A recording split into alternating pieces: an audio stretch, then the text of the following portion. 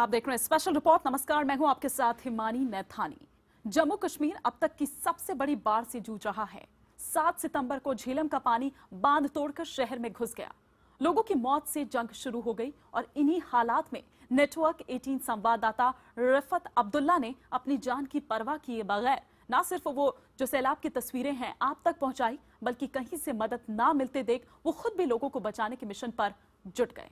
हमारे साथ आगे रिफत अब्दुल्ला जुड़ेंगे। हम उनसे जानेंगे कि वो हालात जिसमें उन्हें लोगों को बचाने के लिए जुटना पड़ा। लेकिन आइए पहले हम यहां पर देखते हैं श्रीनगर में सैलाब की वो तस्वीरें जो रिफत के जरिए आप तक पहुंची हैं।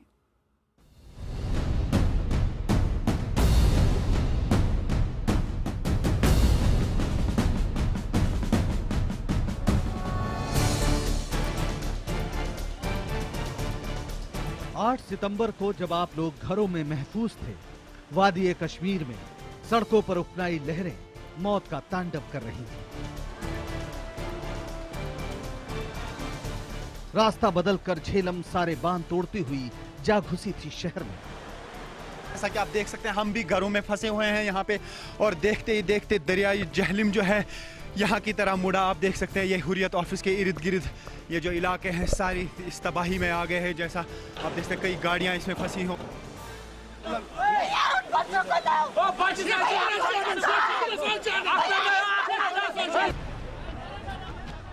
क्या इंसान, क्या जानवर, क्या कारें, क्या भारी सामान, इस जल प्रलय में सब कुछ डूब उतरा रहे थे। लोग छटपटा रहे थे। चढ़ते पानी के साथ मौत सब कुछ निगल लेने के लिए मंजिल दर मंजिल ऊपर चढ़ रही थी। सब कुछ निगाहों के सामने हो रहा था, लेकिन निगाहों में बेबसी और लाचारी के सिवा कुछ नहीं था। हालात ये थे कि अस्पतालों में न डॉक्टर थे न नर्सें, लेकिन सैलाब के बीच बच्चे जन्म ले रहे थे। ये पूरा जो हॉस्पिटल है पानी में डूबा हुआ है। यहाँ पे इतने सारे पेशेंट्स फंसे हुए हैं एलडी हॉस्पिटल में, लेकिन इनके लिए कोई रेस्क्यू नहीं हुआ। यहाँ पे सर्जरीज काफ़ी लोगों की कंडक्ट की गई थी, लेकिन जब सैलाब आ गया तो डॉक्टर्स इन्हें छोड़कर चले गए। जब घाटी में लहरें कर रही थी मौत का तांडव, लोग इंतजार कर रहे थे सरकार का, रेस्क्यू टीम का। ऐसा लग रहा था कि सरकार नाम की चीज है ही नहीं। कोई मददगार नहीं था। बचाने की हर गुहार लहरों से टकराकर लौट आ रही थी। गवर्नमेंट कहाँ है मिनिस्टर्स? उनको अपने वोटों से घर से अपने अपने बंदूक को निकाल रहे हैं हेलीकॉप्टरों से, और यहाँ हमारे हमको खुदा के वास्ते छोड़े हैं। पिछले 4 दिनों से हम भूखे हैं और यहाँ मर रहे हैं, और उमर अब्दुल्ला ये बोल रहे हैं लोगों से कि हमने यहाँ हर एक फैसिलिटी रखी है।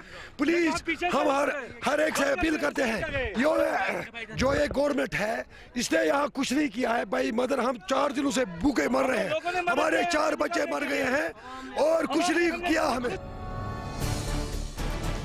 नाउम्मीद लोगों ने, बेबस लोगों ने आखिरकार खुद उठा ली पतवार। वो खुद बन गए अपने मसीहा। ऐसे लम्हे में नेटवर्क के 3 रिपोर्टर रिफत अब्दुल्ला पत्रकारिता का फर्ज निभाते हुए इंसानियत के मोर्चे पर डट गए। वो खुद निकल पड़े वॉलंटियर्स के साथ लोगों को बचाने के मिशन पर। हमारे रिपोर्टर रिफत अब्दुल्ला करीब 3 दिन तक सैलाब में फंसे रहे। वो सारा मंजर कैमरे पर रिकॉर्ड करते रहे, जान की परवाह न करते हुए लोगों को बचाते रहे। उन्होंने 200 से ज्यादा लोगों की जान बचाई। इस दौरान वो नेटवर्क के 3 हेडक्वार्टर से भी संपर्क करने की कोशिश करते रहे। आखिरकार 3 दिन बाद जब सैलाब से वे बाहर आ पाए, तब जाकर बेखौफ और समर्पित पत्रकारिता की मिसाल बन गई ये तस्वीरें दुनिया के सामने आई। तस्वीरें बताती हैं कैसे पत्रकारिता का फर्ज निभाते हुए रिफत अब्दुल्ला बन गए सैलाब में मसीहा।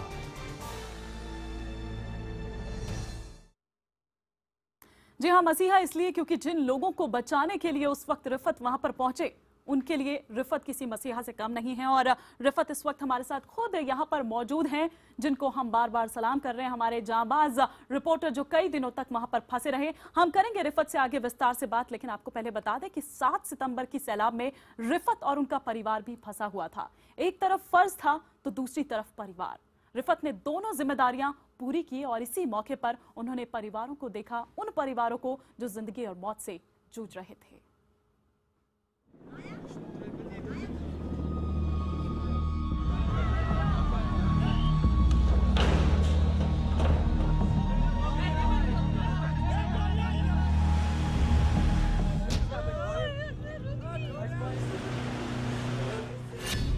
तारीख 8 सितंबर, जगह राजबाग श्रीनगर। जन्नत में कैसे आई जल प्रलय? सैलाब में फंसे नेटवर्क 18 रिपोर्टर रिफत अब्दुल्ला। राजबाग इलाके में मुकम्मल तौर पे कहर मचा दिया है सैलाब ने। जैसा कि आप देख सकते हैं, हम भी घरों में फंसे हुए हैं यहाँ पे, और देखते ही देखते दरियाई जहलिम जो है यहाँ की तरह मुड़ा। आप देख सकते हैं ये हुर्रियत ऑफिस के इर्द गिर्द ये जो इलाके हैं सारी इस तबाही में आ गए हैं। जैसा आप देख सकते हैं कई गाड़ियाँ इसमें फंसी हैं, और जो घरों का सामान है वो भी यहाँ पे फ्लोट हो रहा है। गैस सिलेंडर्स फ्लोट हो रहे हैं, चीज़ें फ्लोट हो रही हैं, साइकिल, मोटरसाइकिल और गाड़ियाँ भी इसमें जद में आ गई। और हर तरफ से पानी जो है, पानी ने इस राजबाग इलाके को अपनी लपेट में ले लिया है, और अब जानी नुकसान का हर तरफ से खतरा लग रहा है। आप देख सकते हैं कि हालत क्या है, हालत क्या है। आप देख सकते हैं खुद ही गाड़ियाँ जो है, व्हीकल्स भी यहाँ से खुद ही अब फ्लोट हो रही हैं इस प्रेशर से।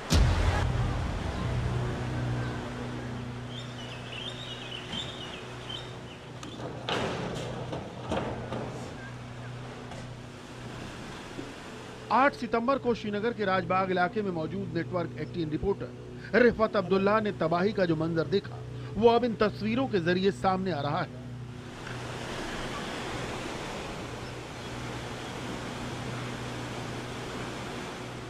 रिफत 3 दिन से ऐसे इलाके में फंसे थे जहां से निकलना लगभग नामुमकिन था, लेकिन अब वो तस्वीरें आपके सामने हैं जो बता रही हैं कि कितना खौफनाक था वो मंजर। कारें बह गई,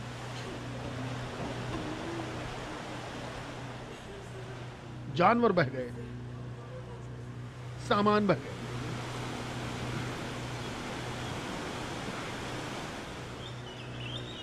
आपने देखा कि कुछ देर पहले रिफत बता रहे थे कि पानी एक मंजिल तक चढ़ाया है। इस मकान के सामने तब एक कार थी, अब कुछ देर बाद की तस्वीरें। कार नहीं है, मकान और कार डूब चुके हैं। ऊंची बिल्डिंगों पर पनाह लिए लोग बेबस आंखों से अपनी दुनिया लुटते देख रहे थे। रिफत भी घर में कैद थे। तभी टूरिज्म विभाग ने बहुत मिन्नतों के बाद एक राफ्ट राजबाग के इलाके में भेज। रिफत अब्दुल्ला उस राफ्ट के जरिए अपने मकान की ऊपरी मंजिल से बाहर निकले। उनके परिवार के लोग भी इसी राफ्ट के जरिए बचाए गए।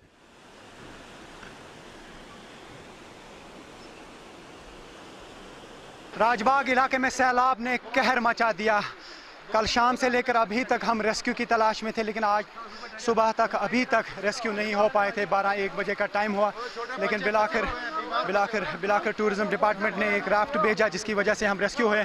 लेकिन यहाँ सैकड़ों लोग, बच्चे, नौजवान, बूढ़े यहाँ पे फंसे हैं, और 2 मंजिला 3 मंजिल तक पानी जो है आ गया है मकानों के। और यहाँ पे कौन अब जिंदा है, कौन बच सकता है, कोई कुछ भी नहीं मालूम। सरकार की तरफ से कोई मदद नहीं आ रही है सर, कोई मदद नहीं आ रही है। पानी का बहाव इतना ज्यादा था कि कुछ देर पहले 3 मंजिला नजर आ रहा मकान अब सिर्फ 2 मंजिला ही रह गया था। दूसरी तरफ सरकारी मशीनरी से मदद न मिल पाने से लोग परेशान थे। उन्होंने खुद ही अपनी मदद करने का फैसला किया। रिफत अब्दुल्ला भी हाथ पर हाथ रखे नहीं बैठ सके। पत्रकार का फर्ज एक तरफ था, लेकिन वक्त का तकाजा था कि लोगों की जान बचाई जाए।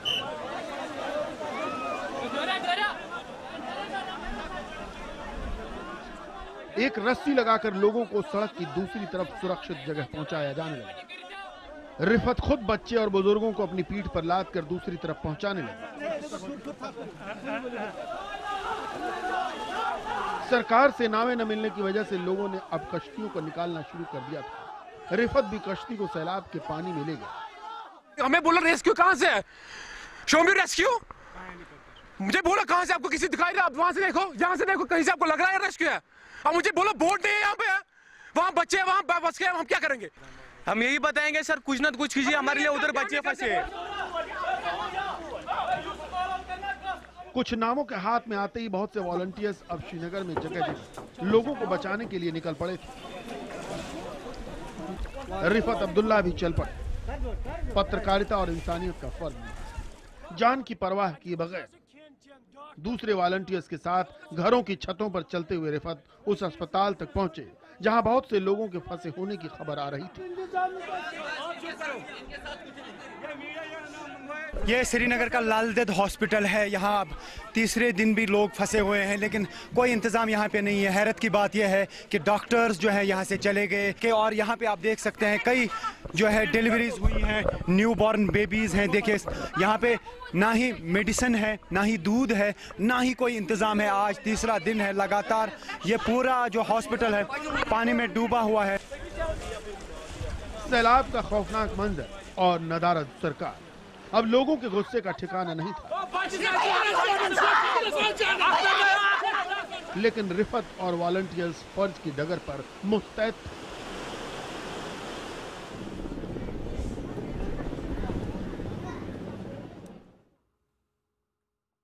और इस वक्त हमारे साथ मौजूद हैं हमारे सहयोगी चैनल ईटीवी के जम्मू कश्मीर से संवाददाता रिफत अब्दुल्ला, जो कि हमारे साथ इस वक्त स्टूडियो में ही मौजूद हैं। रिफत, एक तरफ जिम्मेदारी थी परिवार की, दूसरी तरफ आपने अपना वो कर्तव्य पत्रकारिता का बखूबी उसको निभाया, लेकिन क्या आपको डर नहीं लगा? क्योंकि जो तस्वीरें आप हम तक पहुंचा रहे हैं ये रोंगटे खड़े कर दे रही हैं। देखिए, दोनों चीज़ें, जैसे कि आपने कहा कि एक तरफ से फ़र्ज़ था, एक तरफ से ड्यूटी अपनी थी, और दूसरी तरफ से जान की हिफाजत। हर कोई तो प्रायोरिटाइज करेगा, हर कोई प्रेफर करेगा कि पहले उसकी जान बचे, उसके बाद वो बाकी काम करें। लेकिन हमने हर मुमकिन कोशिश की कि दोनों चीज़ें साथ में चलें। ऐसा लगा कई जगहों पे कि अब जान नहीं बच सकती थी, लेकिन ऐसा भी कभी सोचा कि चलो पानी तो ऊंचा हो ही रहा है, पानी तो ऊपर आ ही रहा है, हो सकता है ये फुटेज किसी को मिले, किसी को कहीं ना कहीं हिस्ट्री में काम आएगी, कहीं ना कहीं हमारी चैनल्स पूरे टीवी 18 ग्रुप को मिलेगी और वो टेलीविज़न पे ये मनाजिर दिखाएं, वो जो है तस्वीर, जो फर्स्ट विजुअल्स जिसे हम कहें, वो मिलें कहीं। बस दोनों चीज़ें एक साथ में सोच रहा था। इस बात का भी ये दुख था कि पूरी फैमिली, कंप्लीट फैमिली मेरी जो थी वो वहाँ पे फंसी थी। सोच रहा था, और मैं अपनी सिस्टर को भी ये कह रहा था कि अगर हमें जंप मारना पड़े पानी में, आप हाथ जो है हिलाते रहिए, हाथ हिलाते रहिए, हो सकता है फ्लोट काफ़ी देर तक हो और कहीं ना कहीं से रेस्क्यू हो पाएँ। लेकिन हर तरफ से मौत नज़र आ रही थी। अब मैं एक शेर कहूँ कि आंसू निकल पड़े तो मेरी लाज रह गई, इजहार गम का वरना सलीका न था। तो इस तरह से मैं बयान कर सकता हूँ कि थरथराने वाली जो है, बिल्कुल जब मैं याद करता हूँ उन लम्हों को तो मुझे खौफ अभी भी महसूस हो रहा है। लेकिन कभी कभार बहादुरी से काम लेना पड़ता है। कभी ऐसे भी हालात बने कि मैं रोया और मैंने ऐसे अलविदा किया दुनिया को। मैं सोचा खैर बात कहूँ, अब तो मरने का वक्त आ गया है, लेकिन ऊपर वाले का साथ था तो ज़िंदगी बची, फैमिली को बचाया, दूसरे लोगों के भी काम आया और अपने पूरे एंटायर नेटवर्क के लिए भी काम किया। तो इस बात की मुझे काफ़ी खुशी है। बिल्कुल, इस चीज़ की खुशी हमें भी है। लेकिन रिफत, जिस तरह की तस्वीरें आप हम तक दिखा रहे हैं, हम हॉस्पिटल्स का देख रहे हैं, इतना बुरा हाल है। मतलब क्या एक डॉक्टर भी वहां पर नहीं था? सारे डॉक्टर्स चले गए थे वहां से? जिस तरह से लोग नाराजगी जाहिर कर रहे हैं, ये बता रहे हैं कि एक भी डॉक्टर वहां नहीं है। हमने किसी डॉक्टर को नहीं देखा, हमने पैरामेडिकल स्टाफ को नहीं देखा। मुझे वहाँ पे एक सिक्योरिटी गार्ड मिला, उन्होंने कहा कि सब चले गए और यहाँ पे खाली 2 सिक्योरिटी गार्ड है। मैं आपको बता दूं कि ये जो हॉस्पिटल है ये सबसे बड़ा हॉस्पिटल है पूरे स्टेट का। जितनी भी डिलीवरीज कंडक्ट होती हैं मैक्सिमम वहाँ पे होती हैं, और सुपर स्पेशलिटी हॉस्पिटल अगर हम कहें तो मैटरनिटी में यही है। और स्टाफ स्ट्रेंथ मैं समझता हूँ कि सैकड़ों में होंगी, सैकड़ों डॉक्टर्स और पैरामेडिकल स्टाफ होगा। लेकिन वहाँ पे ना ही हमने किसी नर्स को देखा, ना ही किसी अटेंडेंट को देखा, जो है सरकारी कर्मचारी, उसमें से हमने किसी को नहीं देखा। ना डॉक्टर को देखा, ना सुपरिटेंडेंट को देखा, ना डिप्टी सुपरिटेंडेंट को देखा। हमने सिर्फ ये देखा कि लोग चिल्ला रहे थे कि हमारा क्या होगा, हमें यहाँ से बचाइए। ये मैं ज़रूर कहना चाहूँगा कि हर किसी को ये रहता है कि मैं अपनी जान बचाऊँ। डॉक्टर भी हो सकता है ये सोच रहे होते हैं कि पहले अपनी जान बचाएं, पेशेंट्स को छोड़ दें। ऐसा जो हुआ है, प्रैक्टिकली हुआ है, तो मैं समझता हूँ ऐसा ही हुआ है। लेकिन अगर कंट्रोल किया जाता, एडमिनिस्ट्रेशन ऐसी होती, तो शायद वहाँ पे डॉक्टर्स को ऐसा यकीन दिलाया जा सकता था कि सेफ बिल्डिंग है, वहाँ पे रहिए, आप भागिए नहीं, हम कुछ ना कुछ इंतजाम करेंगे। और सरकार की तरफ से अगर इर्द गिर्द बोट्स का इंतजाम किया जाता तो हर कोई सुरक्षित महसूस करता। बिल्कुल, और यही हम यहाँ पर, क्योंकि बड़ी अजीब सी बात है, उत्तराखंड आपदा को अगर हम याद करें तो उसको कोई बहुत ज्यादा टाइम नहीं हुआ है, लेकिन उसके बावजूद क्यों आखिर हम इस तरह की जो आपदाएं हैं, इस तरह की मुसीबत जो हैं, हम उनसे कोई सीख नहीं ले पाते? ये चर्चा हमारी रिफत के साथ लगातार जारी है। तो स्पेशल रिपोर्ट में आज हम आपको दिखा रहे हैं सैलाब में मसीहा। कैमरे और माइक के साथ सैलाब में निकले उस मसीहा की कहानी जिसने जान की परवाह न करते हुए पत्रकारिता और इंसानियत दोनों का फर्ज निभाया। आइए देखते हैं दिन ढलने के बाद जब रात हुई तो हालात कैसे और ज्यादा खराब होते चले गए और तब लोगों ने बचने के लिए क्या कुछ किया।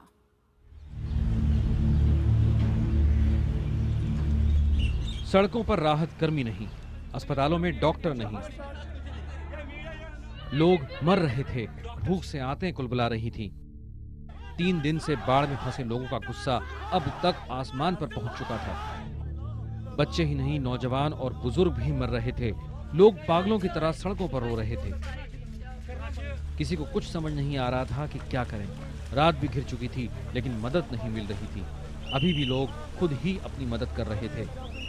यहाँ आप देख सकते हैं कि नौजवान लगे हैं जो लोकल्स हैं यहाँ के, मुश्किल से मुश्किल में अपनी जान जो है जोखिम में डाल के लोगों की जान बचाना। जैसा कि आप देख सकते हैं कि इतना तेज़ी से जो है बह रहा है ये दरियाई जहलम यहाँ डलगेट की तरफ से। इस वक्त हम डलगेट के मुकाम पे हैं। ये जो सुलेमान जो है चोटी है इसकी तरफ ले जा रहे हैं सेफ मकामात की तरफ से, लेकिन सभी लोग यही कह रहे हैं यहाँ पे कि सरकार की तरफ से जो तवक्कुआत थी सरकार से कोई मदद नहीं मिली। चाहिए रेस्क्यू जैकेट चाहिए, हमारे पास छोटे बड़े बुजुर्ग फंसे हुए हैं अंदर और गवर्नमेंट की तरफ से कोई नहीं है। वैसे बताते तो दावे तो बहुत लंबे चौड़े करते। 3 दिन तक कश्मीर और श्रीनगर में यही हालात रहे। इस दौरान नेटवर्क के टीम रिपोर्टर रिफत अब्दुल्ला ने एक पल भी चैन की सांस नहीं ली। वो लगातार लोगों को बचाते रहे। लगभग 200 लोगों को उन्होंने खुद सुरक्षित जगह पर पहुंचाया। 3 दिन बाद जब वो नेटवर्क की टीम मुख्यालय से संपर्क कर सके तब कहीं जाकर ये सैलाब का सच दुनिया के सामने आ सका है।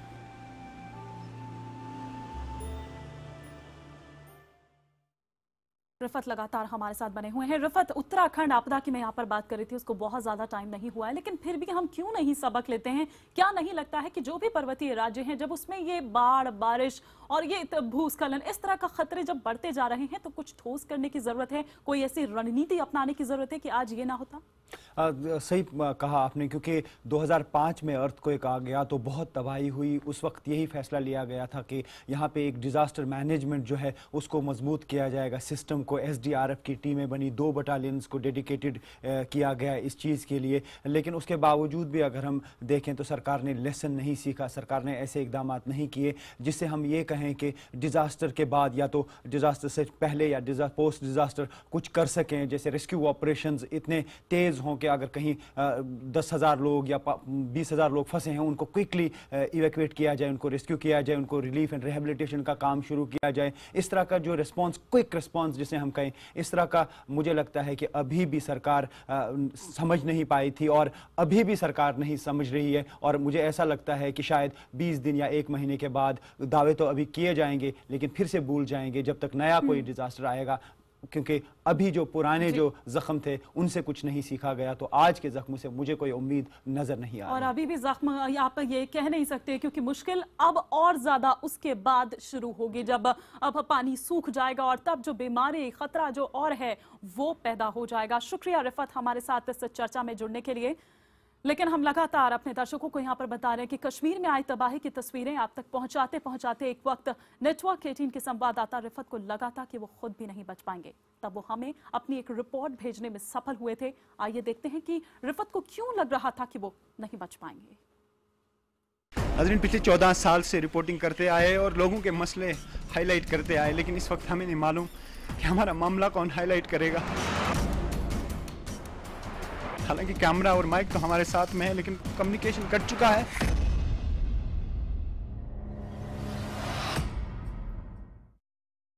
तो सैलाब को कवर करते हुए कैसे बचे रिफत अब्दुल्ला, क्या थे वो जानलेवा हालात, ये जानने के लिए रात 9 बजे आप देखना ना भूलें जन्नत में आई जल प्रलय पर हमारी ये खास कवरेज।